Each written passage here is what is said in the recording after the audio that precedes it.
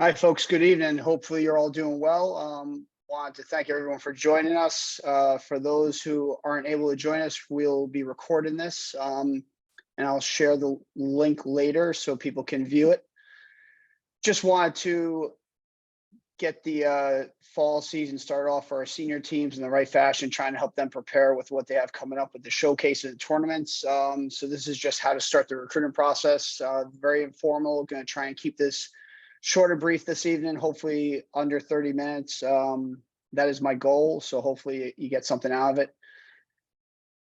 So wanted to welcome everyone back after another high school season, successful high school soccer season, and congrats to all our state champions and finalists. For those from Rhode Island, I know the Massachusetts State Tournament is still going on, and wish everybody there the best of luck. Any questions you have during the course of this presentation, feel free to post in the chat section. If you go down the bottom, there's a section that you can just click on and just type in. And what I'll try to do at the end, hopefully we'll have enough time to answer all your questions, anything you have. If not, feel free to email me directly, and I can definitely reach out. We can further discuss anything that you might have any questions on. Hopefully you've been enjoying the recruiting video series that we've been doing over the past month or so, 5 or 6 weeks. We've been interviewing different coaches from different levels in the college game, as well as former surf players from every level, from Division I, Division II, and Division III. The next interview that we have coming up is Norm Riker. He's the Connecticut College women's head coach. It's just something that I feel the players can benefit from, just understanding what it takes to get recruited, what it takes to be successful at the college level, and what the expectations should be from both the players, but also the coaches at that level. So hopefully you've been enjoying that. Just a little bit about myself before we get started, so you have some idea of my background. I've been a Division I college coach for 20 years. I've coached everywhere from Lafayette College in Pennsylvania all the way to Providence College, URI, and CCRI here in Rhode Island. I've also been a club coach and director everywhere from the Player Development Academy, Baltimore Bays, FC Delco, NEFC, and now Rhode Island Surf.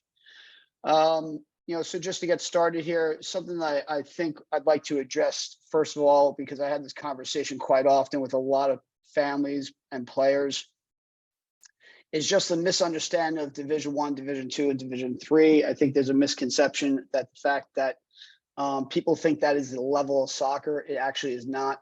I talk about it all the time. There's a lot of Division III schools that can compete in a higher level, but there's other factors that are involved.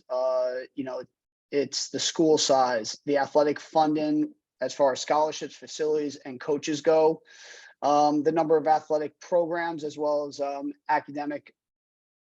academic standards. So that's just something hopefully you understand. Just to get further into it, Division I are larger schools. They have the most financial funding. Fully funded schools do have scholarships in Division I. On the men's side, it's 9.9. On the women's side, it is 14. Just to be clear, not all Division I schools are fully funded. There are a lot of schools that just don't provide that level of scholarship. It also has a lot to do with the other sports and the balance of financial aid offered through athletic scholarship. These also usually have the best facilities. And while you're there, sports technically are your life. You will have less chance to participate in outside activities or social activities. Your season pretty much is the fall season, the priority season. And then you have winter and then a spring season as well. So that's the Division I in a nutshell. Division II, sports will play a major role in your college life, and sacrifices may have to be made in regards to your social life. Scholarships in Division II are available. On the men's side, there are 9, and the women's side, 9.9. But again, not all D2 schools are fully funded, so just be aware of that. Their season usually is a fall, winter conditioning, and then partial spring season. Traditionally, Division II have a little bit of a lower academic standards as far as admissions goes. It doesn't mean that the diplomas don't carry as much weight as other schools, but the admission standards can be flexible at Division II. Division III, athletes here are typically looking for smaller schools and the opportunity to continue to compete in their sport. D3 schools don't offer athletic scholarships, but other forms of financial aid can be offered. In D3, there's more of a focus on academics, and great academics are offered in most D3 programs. And this is where some of the myth too, people think that it's only one season. It's not. There is a fall season, which is the priority season, winter conditioning, and then there's a partial spring season, which means they have 10 to 12 training sessions in the spring over the course of 5 to 6 weeks, and then they play 2 competitive events. So, they do have year-round training. So that's just a little of the misunderstanding D1, D2, D3. I wanted to clarify so we have a clear understanding of that. How to start the recruiting process. I think the most important thing is research. I think to spend some time researching, finding the right fit. And I think there are some great things on the internet to start out. Some different search engines, that are listed here. And again, this is being recorded, so you can go back and pull these notes up through the link. The one we see a lot is niche.com. There's collegerover.com. Big Future, Capex, College Insight. These are all free search engines. There is a paid subscription that you can sign into if you want a little bit more in-depth opportunities to go through their websites. But something like Niche, if you look at Niche here, it's pretty straightforward. You can scroll down and start exploring here. And if you get to here, you're looking through all the filters that they have. Excuse me. So on the left-hand side, you see what college type you're looking for, as well as general area study. You choose the drop downs, and you can pick multiple areas of study. It doesn't have to be one, as well as different things like obviously for the families, for the cost, the student body size is always a good one. So there's all sorts of different filters through here, and they'll give you a list of all the schools that offer these different choices. So that's just an idea of what you have when you go into these search engines. Some of the different filters, as I said: academics, admission standards, majors offered, location, types of campus. Do you want a city campus, a suburban campus, a rural campus? Those are things that are worth consideration. A lot of times you don't think about those things. School size. A lot of times players that come from a smaller school, they want a larger school. Large could be defined in many different ways, because if you go to a city school, you're living in the city. So even a small school in a city environment can feel much bigger than it is. And that's something to typically understand. I wouldn't cross any schools off the list. I always keep my doors open, because you never know what might come around, what might be of interest down the line. So I always tell players I speak with, don't cross any school off the list, especially if they're showing an interest in you. You never know until you go there. You get a feel for the campus, get a feel for the team and the opportunity that you may have. It's important to keep all options open. And then obviously the cost, obviously with the way things are these days with the cost of everything, you've got to keep an eye on those things. I think there's many different ways. If you're looking at D3 schools, obviously no scholarships there. And scholarships are not handed out no matter what level you go to, D1 or D2, but there's other ways to find financial assistance. You just have to make sure that you're a little bit creative. You're also willing to ask questions when you go to those different schools about what access they have to meet financial need. Those are things that make sure that you're not shy about asking, because there's all sorts of ways to find the necessary financial needs to help make your dream possible, go to what school you want to choose. So those are things that, the other thing too is the FAFSA form. A lot of people think you have to wait for the FAFSA form. You can still go through the FAFSA calculator as long as you have your W-2 and just fill in the numbers and get a general idea of where you qualify for, what you qualify for. You don't have to wait till your children are juniors or seniors in high school. You can do it as early as their freshman year. Obviously that changes if your income changes, your W-2 changes over the course of the years. Just make sure you're aware of that. And this way you'll have a general idea of where you fit in as far as financial aid goes.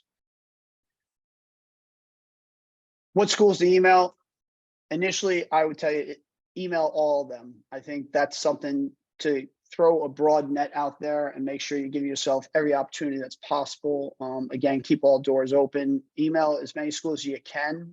Start with the larger list so you can make sure you see what's out there and what's available. I always talk about some of the tournaments that we have coming up. I think the most important link to check is the college coaches attending. So in the upcoming weeks, the reason for this call too is the upcoming weeks, we have some of our showcases and tournaments coming up. It's a great time to start thinking about these things. But I think if you go to, I'll take you over to the NESC website. So if you go for the girls showcase, go right to their page, and come up here, their main page, and you find their events page, and you see the girls spring showcase or the boys showcase. And if you scroll down, you'll see attending college coaches. If you click on that link, you'll see a list of all the coaches that are attending.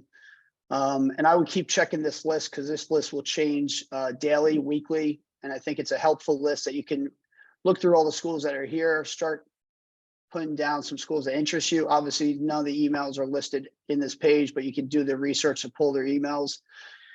And like, as I said, try to create a list that you can send out to all these coaches initially, and don't limit yourself on what schools you're looking at. I think the other thing too is to narrow down schools as you go forward. Start thinking about what majors you're thinking about, and this way you'll start finding the schools that really fit your needs and what your priority should be. If you're undecided, which a lot of young people at this point in their life are, they don't know what they want to pursue in their future. My suggestion is to look at schools with the most variety. These are usually liberal arts schools where your first 2 years you take a general course selection in the first year or two, and then you choose your major in your sophomore year. So you kind of feel your way through the course selections, taking different courses in different areas and see which really fits. And then you can focus on that major in your last 2 years to graduate with the diploma and a focus. The other thing too, when to email. I think it should start as early as tomorrow, especially with the showcases coming up Thanksgiving weekend. 2 weeks prior, 2 weeks out, you start introducing yourself. I think it's a good way to start, good timing to start. You want them to know who you are. And the biggest thing is to be persistent. Don't be shy. What I try to share with players is you always want to stay in the frontal lobe of college coaches. You want to make sure that they know your name without having to look at a list. You kind of want, like I said, you want to be persistent. You want to stay in their frontal lobe, making sure that they feel it's priority to get to see you, to make sure that they're coming to see you because you've been very persistent in your pursuit of them, and they know you have a genuine interest in their school. So they want to make sure they get a chance to evaluate you and what you can do for their program. And then again, email them the week of the tournament with a reminder of who you are. And at that point, you should include your tournament schedule. I believe the NESC tournament schedule is coming out sometime this week. If not the end of this week, it should be out by next week, the latest. But you should have that schedule. Again, access that schedule that you should be able to share with those coaches, and make sure that you, again, keep emailing them, let them know what is going on with your team, especially the end of the week as we get close to the tournament. Check for any changes to your schedule. And then always say, I'm excited to have you come watch me play. So make sure that they know that they really want to have you as a priority to see play. As a side note too, is my biggest suggestion is, and I share this with you, please do not BCC, do not blind copy every coach. You want to make the emails personable. You want to make sure that you're addressing the coach directly for that school. You can change the heading, change the first paragraph with specifics, and then the body of the email can be copy and paste. That's fine. But really, you want to make sure that the coach feels that you're directing the email towards them. It takes a little bit of work, but it's not a lot. And then follow-up communication, post-tournament, after the tournament, email them, thank them for coming to see you play. Obviously, hopefully your team managers, your club coaches are getting a list of all the coaches that are attending the game, or hopefully you'll hear from the coach after the tournament, but thank them for coming to see you play. Hopefully they get the chance. Request any feedback, anything they might be able to share with you, and then ask about any upcoming clinics they're offering or attending. If you have a specific school that you're looking at and you know that's your dream school, the clinics that are offered are very good. It shows that coach a sincere interest that you have in their school and their program. It's something that that they're going to feel a little bit better about. They're going to get to know you personally. You're going to get to see the work with the coaches directly, and they're going to be able to put a name with the face. So that's always a good thing to do as well. This is always a good one. I think that's something that is a question that not a lot of people understand, is who should email. The players should always be the ones emailing. Parents, I know you're trying to help push these young people along to get them going, but it's very obvious when the email comes from the parents. You have to make sure that the kids are formulating the email, putting it together. This is hopefully their dream, what they want to do, and they've got to be the one structuring the email. And it doesn't have to be perfect. Obviously no typos, but it doesn't have to be perfect because these are soccer coaches. I'm a soccer coach.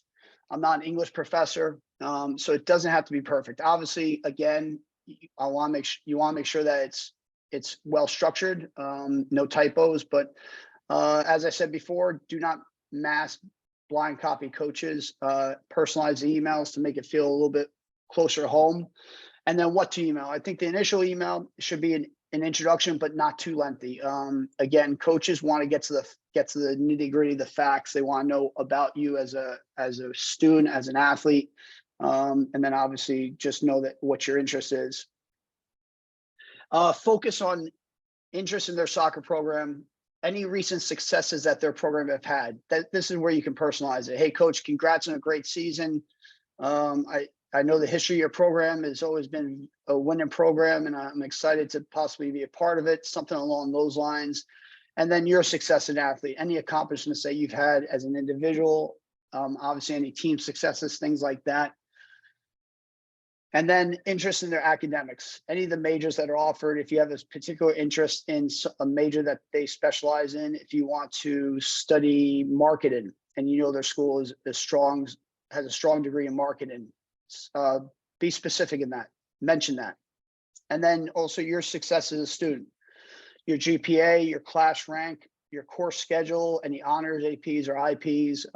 Those are always impressive. You do not have to put these in there if maybe you're not taking any APs or IPs, but again, it's all going to be helpful to you when they want the opportunity to recruit you as a student athlete. And then follow-up email. I think it's always good. Set up a phone call, set up a Zoom call, and be specific. Don't be generic. Don't say I'd like to set up with a call. Please let me know when you have time. Set up a call. Set up a day. Hey, coach, I'd like to speak with you next Tuesday at 3 p.m. If that works for you, please let me know. This way you're asking them to commit to something. They hopefully feel the need to respond. And if they respond, they might come back and say, hey, thanks so much. Tuesday doesn't work, but how about we do it Wednesday? So this way you're getting a commitment out of them. I think it's the best way to go. So this way, again, put a name with the face. And then while you're on that call, see if you can set up a campus visit. If you have the luxury of seeing the team play or train, obviously it's the end of the season now. A lot of programs have wrapped up. A lot of programs are still in playoffs. Maybe you get the opportunity to see them play in a playoff game or maybe a training environment, get a better feel for things. And then also share with them any upcoming showcase or tournaments, as well as your game schedule, anything you have coming up over the next few months. I always think this is helpful. I know I tell my players, carbon copy me, CC me on the email, because especially for me, if I know that coach, I have some relationship with that coach. If I've had a player that went there in the past, I can chime in and respond and say, and I do all the time, I say, hey, coach, hope you're doing well. Let me know if you'd like to speak about this player. I'm happy to speak about the qualities that they bring to the table and what they can offer your program. Feel free to let me know when is a good time. And this way, we're also included in your search. We can help you through that communication as well. This is a sample email, something very simple. I've taken it from one of my former players, incorporated some of the information, and I think it's very, again, that's the first email. This should be the length of it. I think it's perfect. Again, it has all the details. My name is, I am currently a junior, 2023 at such and such high school in Rhode Island, what position you play, as well as who you play for, your coach. So they have some connection of who you play for. And if there's a relationship there, they can reach out to me directly. And then I would like to express my interest in your university and know more about your program. Again, you have a competitive environment, or I'm looking for a competitive environment, and firmly believe that hard work breeds success, and looking for a team that has those same qualities. Because of this, I truly think that the school name would be a great fit for me. It's always a good compliment to say these are my qualities, these are my priorities, and I think you have those. It's a good compliment. And then academic information, anything that they offer that fits your needs as far as a student goes. And then at the end, I would love to set up an opportunity to speak on the phone or set up a Zoom call, have a conversation. Again, be a little more specific than maybe this says. And then also the last line, the last paragraph, talking about the upcoming showcase. So again, this is just a sample email. It's a good way to start. It has all the information, but I think this is the most important part at the end here is create a permanent signature. Just something that plugs right in with this information. I think this is pretty good. Everything that coaches want to know, they can get to quick access to, they can have a quick reference.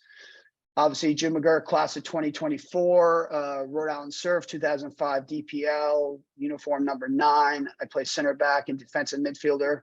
Right there is all the information they're looking for. They want to know graduation year. They want to know who your club team is, what's your uniform number, what position.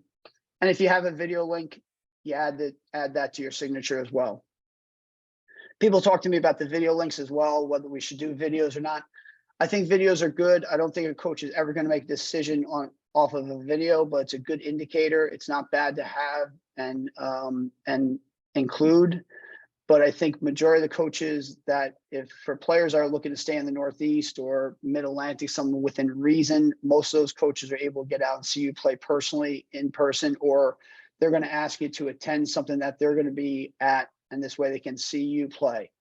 But a video is always helpful. So folks, that is the information I have for you. Hopefully that's helpful. I see one question we do have: are coaches prohibited from talking directly with players until they are a certain age? Yes, Division I coaches are restricted on the time frame they can speak with the player.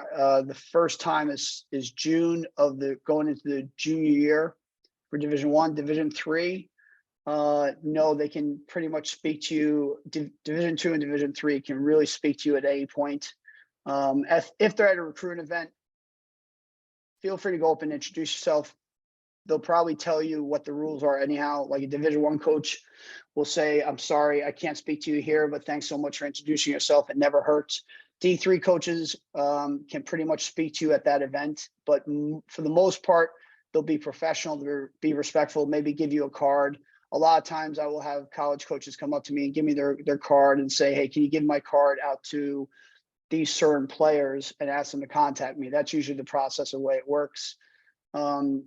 It's actually not a bad way, but again, it never hurts to go up and introduce yourself. It shows that you're being proactive. It shows your sincere interest in that program. And I do think recruiting is becoming very competitive. So I think it's helpful if you put yourself out there. Again, put a name with that face. It's always helpful. So folks, I'll give another couple seconds here. If anybody has any more questions, I'm happy to answer. Otherwise, I want to make sure I respect everybody's time and appreciate everybody for joining us. It did pretty well with the time, 25 minutes. So again, this was just how to start the recruiting process. And then as we go forward, I hope to do more of these in the future, a little bit more in detail on different aspects of recruiting, as well as feel free to email me with any questions you may have. I'm available to answer or even jump on a call. That's my role within the club for Surf. I'm always happy to help out. Thank you, Christina. I appreciate the feedback. Again, I hope everybody got a little something out of this, and I'll share the link. We'll share the link for this recording, so this way you can go through it and see if there's any pieces that you want to use. Again, feel free to follow up with me, email, and I'll be happy to set some time aside to respond or speak. Thanks so much, folks. Have a great night. Thank you. Thank you.